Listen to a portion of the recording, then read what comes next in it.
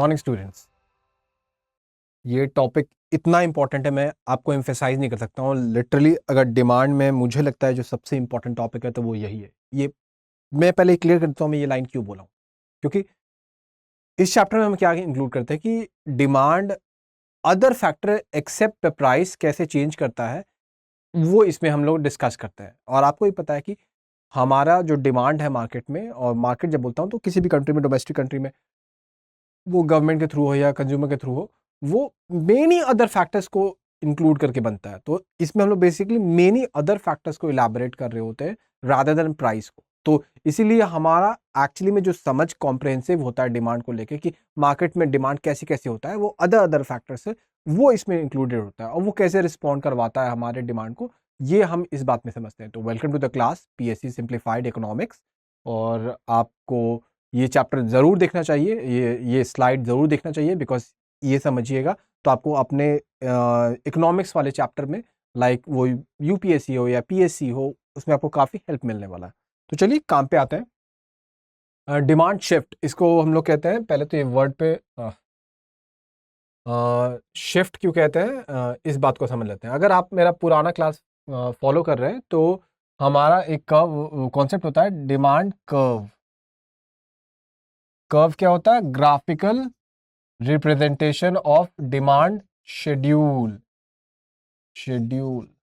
Demand schedule क्या होता है? इसको एकदम लेमैन लैंग्वेज में समझना हो तो किस प्राइस पे कितना डिमांड किया जा रहा है, इसका लेखा जोखा, इसी को कहते हैं डिमांड शेड्यूल। इसी को अगर हम ग्राफ से रिप्रेजेंट कर देंगे तो इसको कर्व कहेंगे। अब इसको शिफ्ट कैसे कहेंगे? तो जब ये कर्व आपको अलग अलग फैक्टर के कारण इधर उधर जाता है, जो कि आप यहाँ देख सकते हैं, उस पर हम आएंगे क्या है, अभी बस फिगर देख लीजिए। तो एक बार ये ओरिजिनल था, ये शिफ्ट करके उधर चला गया, ये शिफ्ट करके इधर आ गया, तो इसको हम लोग कहते हैं डिमांड शिफ्ट। अब ये होता क्या है, क्यों होता है, वो आगे देखते हैं। पहले हम डेफिनेशन पढ़ लेते हैं कि एग्जैक्टली ये होता क्या है, फिर इसके अंदर घुसेंगे, ठीक है। Changes in factors other the यही मेन वर्ड है, other than the price, that can cause the entire demand curve to shift, ठीक है। इसी को कहते हैं demand shift. These factors includes changes in consumer income, एक, प्रेफरेंसेस, दो, कंज्यूमर का प्रेफरेंसेस, पॉपुलेशन, तीन, प्राइसेस ऑफ रिलेटेड, ये देखो अभी हम प्राइस कह रहे थे लेकिन यहाँ प्राइसेस उस गुड का नहीं, रिलेटेड गुड का। जैसे हमने शुरू की क्लास में एक पढ़ा था सब्स्टिट्यूट गुड की, क्या होता है, कॉफी और टी सब्स्टिट्यूट गुड है। इसका अगर प्राइस बढ़ेगा तो इसका डिमांड क्या होगा, बढ़ेगा। आपको लगेगा अरे सर आप क्या बोल रहे थे कि दोनों प्राइस और डिमांड तो ऑपोजिट होता है, इन्वर्सली प्रोपोर्शनल होता है कि प्राइस बढ़ता है तो डिमांड घटता है। यहाँ पे दोनों का बढ़ा रहे, ध्यान दीजिए। इसका प्राइस बढ़ा तो इसका डिमांड घटा, इसका डिमांड घटा तो इसका डिमांड बढ़ा, जबकि इसका प्राइस अभी भी सेम ही है। समझ रहे हैं? तो इस प्रोडक्ट का डिमांड घटा है, इसके सब्स्टिट्यूट था, उसका डिमांड बढ़ गया। तो वही prices of the related goods, substitute, वही मैंने एग्जांपल दिया भी हुआ है। एंड कंज्यूमर एक्सपेक्टेशन, ये क्या होता है? आपको एक्सपेक्टेशन मतलब होता है ना कि आदमी रैशनली क्या डिसाइड कर रहा है कि हमें खरीदना चाहिए अभी अपने इनकम लेवल पे, बेस पे। अब जैसे मान लीजिए हर कंट्री को पता होता है कि हमारा एवरेज इनकम क्या है, ठीक है। अब मान लीजिए किसी कंट्री का एवरेज इनकम बढ़ रहा है, ठीक है। अब अगर एवरेज इनकम बढ़ रहा है तो हमें यह भी पता चलता है कि इसकी परचेजिंग पावर बढ़ रही है, ठीक है। अब परचेजिंग पावर अगर बढ़ रहा है तो इसका एबिलिटी टू स्पेंड भी बढ़ रहा है। आपको देखिएगा मैं हमेशा ये वर्ड यूज करता है डिमांड के चैप्टर में, क्यों? क्योंकि ये डिमांड के डेफिनेशन का एक बहुत इंटीग्रल पार्ट है। आपके पास डिजायर है कोई चीज को खरीदने का, लेकिन अगर आपके पास एबिलिटी नहीं है then it is not a demand, it's only a desire. तो एबिलिटी का होना बहुत इंपॉर्टेंट है, ठीक है। तो आप समझिए ना यार कि आपके घर में दो लोग हैं, एक घर का नन्ना मुन्ना, एक घर के फादर, ठीक है। नन्ना मुन्ना भी चाहता है कि मैं गाड़ी खरीद लूँ, तब मजा आएगा, स्कूल जाएंगे गाड़ी से। और फादर भी सोचते हैं कि गाड़ी खरीद लो, लेकिन दो, एक डिजायर होगा, एक डिमांड होगा। क्योंकि फादर खरीद सकते हैं क्योंकि वो इनकम कमा रहे हैं और वो पे कर सकते हैं, लेकिन जो नन्ना मुन्ना है वो खरीद नहीं सकता है, बस उसका डिजायर है। तो डिमांड का डेफिनेशन कैसे घर ही में अलग अलग हो गया, ठीक है। तो ये अलग अलग फैक्टर थे, ये फैक्टर को आप लिख लीजिएगा। अगर आपको लगे कि मतलब मैं शायद स्लाइड बदल दूं तो आपको ध्यान में ना रहे तो ये देख लीजिएगा। फिर यहाँ पे अगर पहले फोटो ही देख लेते हैं ये भी, कि factors that cause the demand curve to shift. तो income of the buyer, income ने लिखा था, इनकम लिखा था। फिर कंज्यूमर ट्रेंड, वही कंज्यूमर एक्सपेक्टेशन। अब मान लीजिए आपको ये जो रेड वाला ग्राफ है ये बोल रहा है आपको कि अभी कोई बताओ, कोई ट्रेंड बताओ यार। मान लो जेल पेन का ट्रेंड चला हुआ है, ठीक है। और ये ब्लू वाला बोल रहा है कि इंक पेन का ट्रेंड चला हुआ है। तो अब हम इस केस में कहीं भी प्राइस का बात किए, कहीं भी इनकम का बात किए नहीं, तो हम बात क्या किए, ट्रेंड का। इससे क्या फर्क पड़ता है, मतलब क्या मतलब हुआ कि कभी कभी कोई सब चीज का ट्रेंड चलता है, उसमें हम लोग उस यूफोरिया में हम लोग उसको खरीद लेते हैं, उसका प्राइस के बारे में नहीं सोचते हैं, उसके अदर चीज के बारे में नहीं सोचते। जैसे जो एक और अभी अच्छा एग्जांपल है, रेलेवेंट एग्जांपल है अभी के समय के हिसाब से, कि जब भी आईपीएल आता है तो आईपीएल में जर्सी की या जर्सी जी से होगा कि जे से होगा, जो भी होगा यार, देख लेना, जे ही सकता है। जर्सी की स्पेलिंग नहीं, सेल बढ़ जाती है। क्यों? जो टीम उसको फॉलो करता है वो तो साल भर खरीद सकता है। अगर मैं मान लो मैं सीएसके फैन हूं तो मैं तो कभी भी जाके, by the way CSK final में पहुंच गई है भाई। हाँ, तो अगर तुम सीएसके फैन हो या आरसीबी फैन हो, कोई भी फैन हो, तो तुम उसके ड्रेस को तुम साल भर क्यों नहीं खरीद रहे हो? तुम तो फैन साल भर हो। तुमसे अगर जब भी हम पूछ ले जब आईपीएल नहीं चल रहा है तो तुम तब भी उस कपड़े को पहन सकते हो, लेकिन फिर तो उस समय नहीं पहन रहे हो। क्यों? क्योंकि ट्रेंड, जब गेम चलता है उस समय आदमी के पास ट्रेंड आता है, भाई मैं तो अपने टीम को सपोर्ट करूंगा अपने जर्सी में, ठीक है। और ये ट्रेंड आपको जो नॉर्मल एक्शन है उसको पलटने में हेल्प कर देता है। कैसे नॉर्मल एक्शन को? मान लीजिए हमारा आईपीएल अभी चल रहा था कितना, अप्रैल से मई में, और आपका बर्थडे आता है अप्रैल से मई में, ठीक है। आप अपने बर्थडे पे हमेशा एक कपड़ा खरीदते थे। अब आपके पास दो चॉइस है, एक अपना नॉर्मल कपड़ा खरीदिए या एक जर्सी खरीदिए। जर्सी महंगा है, कपड़ा आपका सस्ता है, फिर भी आप जर्सी खरीद रहे हैं। क्यों? क्योंकि आप एक ट्रेंड के पार्ट है और आपका नॉर्मल जो इकोनॉमिक डिसीजन है वो थोड़ा फ्लिप हो गया, ठीक है। तो ये हमारा एक फैक्टर। तो आप समझ रहे हैं कैसे आपको other factor with beyond the price भी आपको डिमांड को असर कर रहा है। आप जो नॉर्मल डिसीजन लेते हैं किसी समय में, वो डिसीजन आपको नॉर्मली जो प्राइस पे डिपेंड करता था वो अलग हो गया। एक तो हमने इनकम कर लिया, दूसरा ट्रेंड कर लिया, तीसरा क्या है, expectation of the future price. अब इसका मतलब क्या है कि अब मान लो यार तुम्हें जैसे पता है कि अभी बहुत बार होता ना कि डिस्काउंट डिस्काउंट डिस्काउंट, अभी खरीद लीजिए नहीं तो कल नहीं मिलेगा, कल मिलेगा 25% ज्यादा पे, या दिवाली में आया बम्पर सेल, वो अभी खरीद लीजिए नहीं तो नहीं मिलेगा। ये सब तो मैं फिर भी डिस्काउंट की तरफ से समझा रहा हूँ। बहुत बार क्या होता है कि तुम्हें पता है कि फ्यूचर में कोई चीज़ की कमी होने वाली है। जैसे तुमने देखा कि इस बार एग्रीकल्चर खराब होगा, क्यों? क्योंकि पानी नहीं बरसा। तो तुम्हें पता है अगर एग्रीकल्चर खराब हुआ है तो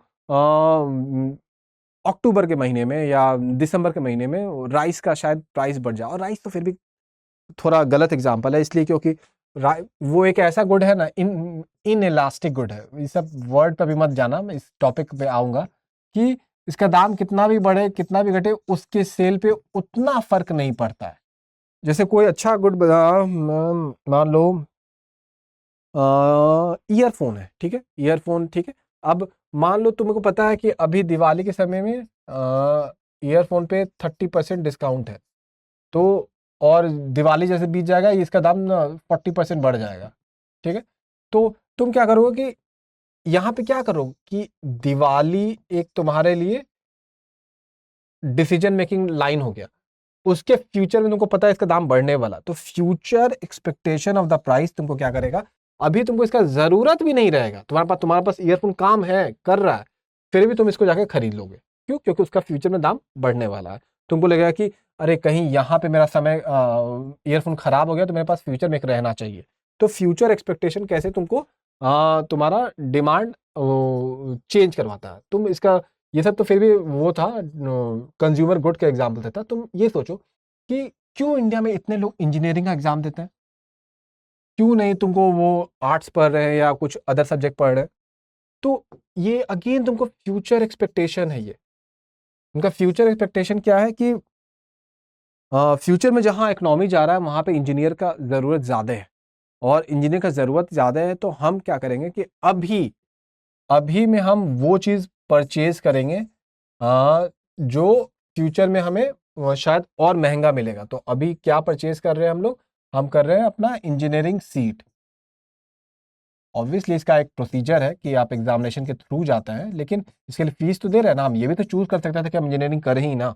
तो मैं आपको ये रियल लाइफ एग्जांपल से ये बताया कि कैसे आप डिफरेंट गुड्स या सर्विसेज, जैसे यहाँ पे आप क्या सर्विसेज अपना खरीदना चाह रहे हैं अभी, क्योंकि आपको पता है कि फ्यूचर में यही सर्विस को सीखने के लिए हमको ज़्यादा पैसा देना पड़ेगा। ठीक है, तो ये हो गया the price of the related good. मैंने आपको वो टी कॉफ़ी वाला चीज़ से बताया। इसमें क्या किया, पक्का ऑरेंज और एप्पल को ले लिया है, अब जो भी लिया होगा। फिर the number of the potential buyer.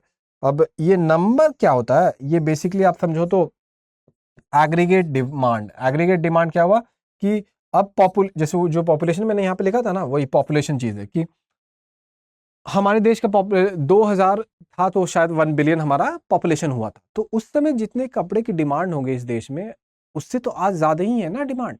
क्यों? क्योंकि हमारा पॉपुलेशन ही बढ़ गया। अब पॉपुलेशन बढ़ गया तो पहले इतने लोग आते थे खरीदने क्या लिखा, स्नीकर्स, जूता, अब इतने लोग आ रहे हैं। तो हमारा जैसे मान लो जनरली यूएन बोलता है कि पॉपुलेशन इवेंचुअली इंडिया का आफ्टर सर्टेन टाइम गिरना शुरू हो जाएगा। वो बहुत अभी आगे है, वो मान लो 2050 के बाद है। ठीक है, लेकिन है तो सही। तो कुछ कंपनी 2040 में जब होगी, 2040 में तभी प्लान कर लेगा, अच्छा 50 के बाद तो गिरने वाला पॉपुलेशन। तो जब गिरने वाला है, और 50 है कि सही डेट नहीं, इसको सही नहीं मान लेना, मैं समझाने के लिए बोल रहा हूँ क्योंकि ये एक रियल रिपोर्ट है, और रिपोर्ट में आपको एक रेलेवेंट डेटा होती है। तो वो डेटा एग्जैक्टली क्या है, वो डेटा नहीं, अभी समझने के लिए समझ लो कि मान लो 2050 है वो, तो वो कंपनी क्या करेगी कि अपना प्रोडक्शन को घटाने लगेगी, क्योंकि उसको पता है कि अब तो लोग ही घट रहे हैं तो फिर डिमांड ही कम होगा। तो कैसे अब इसमें कहीं भी जो कंपनी ने डिसाइड किया कि अब हम कपड़ा कब बनाएंगे, वो इसलिए बढ़ा है क्योंकि उसका महंगा था और लोग कम डिमांड कर रहे थे, नहीं। इसमें इन जितने फैक्टर्स आपको अभी समझाया, इसमें कहीं भी प्राइस का इन्वॉल्वमेंट नहीं था। तो एवरी अदर फैक्टर जो था वो इम्पैक्ट कर रहा था डिमांड के शिफ्ट को। मतलब शिफ्ट क्यों, मतलब कि ज्यादा होगा कि कम होगा। अब देखो ये क्या है, आपको नॉर्मल डिमांड कर्व है कि आपको जब आपको पहले इतना क्वांटिटी है क्यू, ये दूसरा है, ये तीसरा है Q1 Q2, ये नॉर्मल प्राइस है। अब अगर हम प्राइस को यहां से P1 घटाते हैं तो Q1 क्वांटिटी बढ़ गया। मतलब कि 50 रुपये का सामान को अगर हम 30 रुपये में बेच रहे हैं तो 50 पे हम 2 खरीद रहे थे, ये 2 है और इजिकल टू ए। तो बी आपको कितना हो गया, ये 5 हो गया। बी क्वांटिटी बढ़ गया, ये क्वांटिटी है, ये प्राइस है। अब ये हम अपना फिर से क्या कहते हैं, प्राइस को बढ़ा देते हैं। तो पहले अब कितना था, 50 था और नॉर्मल था, तो अब इसको 70 रुपया कर दिया। तो अब ये कितना हो जाएगा, ये हो जाएगा और कम हो गया क्योंकि ये इधर आ रहा है। तो ये हो गया आपको मान लीजिए कितना एग्जाम्पल ले ले, 2 था ना ये, तो 1 हो गया। तो ये क्या हो गया, point C.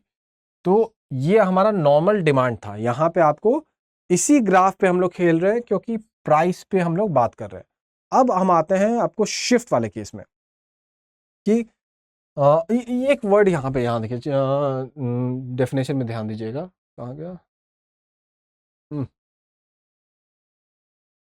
Changing factor other than prices can cause entire demand curve. ये इंपॉर्टेंट है। ये बस वही यही वर्ड खोज रहा था मैं कि इंटायर डिमांड कर्व का मतलब क्या होता है। तो अब मान लीजिए पॉपुलेशन इंडिया का, जैसे ये वाला फैक्टर को लेते हैं, ठीक है। पॉपुलेशन आपको दिख तो रहा है ना, कितने बार मैं खुद आगे आ जाता हूँ।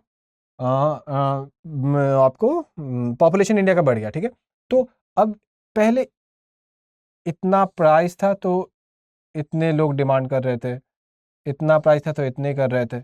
अब अगर पॉपुलेशन ही ज़्यादा इंडिया का हो गया तो इसी प्राइस पे थोड़ा ज़्यादा लोग आ गए खरीदने के लिए, इसी प्राइस पे थोड़ा ज़्यादा लोग आ गए खरीदने के लिए। तो हमारा क्या हो रहा है कि इसी प्राइस पे अब क्वांटिटी क्या हो रहा है, ज़्यादा आ रहा है, इसी प्राइस पे क्वांटिटी ज़्यादा आ रहा है। समझ रहे हैं आप? तो ये जो शिफ्ट हो गया ये, अब जो इसको मिलाएंगे तो ग्राफ ऐसे आ रहा है, ये क्या हुआ, ये शिफ्ट हुआ क्यों, क्योंकि factor other than price, price हमारा दोनों केस में सेम रहा ना, सेम सेम, लेकिन तब भी हमारा डिमांड उधर चला गया, मतलब क्वांटिटी बढ़ गया। तो पहले हम समझते हैं शिफ्ट में हो क्या रहा है, तो at the same price the quantity demanded may be either more or less, वो डिपेंड करता है फैक्टर पे। यहां हमने पॉपुलेशन को बढ़ाया था, अगर हम पॉपुलेशन को घटा देते तो सेम प्राइस पे ये डिमांड आ जाता, सेम थोड़ा गंदा हो रहा है क्या, खाली पन्ना मिल जाए यार, अच्छा एक पीछे था ना, ये देखो,